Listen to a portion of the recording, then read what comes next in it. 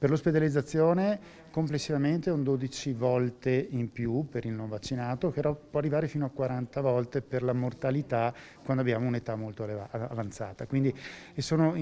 valori di rischio che in ambito epidemiologico sono molto ma molto importanti. Quanto è efficace il vaccino, misurato per età e per genere, quanto la positività può essere persistente a fronte di una copertura vaccinale o meno, quanto dura la degenza in base allo stato vaccinale, sono domande a cui ha risposto uno studio già pubblicato e coordinato dalla responsabile del servizio prevenzione regionale, la dottoressa Francesca Russo, e da Vincenzo Baldo, responsabile del servizio igiene e sanità pubblica dell'Università di Padova. L'altro dato rilevante è che abbiamo potuto vedere come sia la durata della positività per un soggetto vaccinato rispetto a un non vaccinato, sia la durata della degenza in ospedale per un vaccinato rispetto a un non vaccinato ha una riduzione in termini temporali di circa 5-6 giorni. 2.200.000 le persone testate, il periodo di analisi risale a quando in Veneto il 70% della popolazione aveva ricevuto almeno la prima dose di vaccino. Importante, conclude il gruppo di studio, il completamento del ciclo con la dose booster, e alla domanda sulla necessità della quarta dose, Baldo così risponde.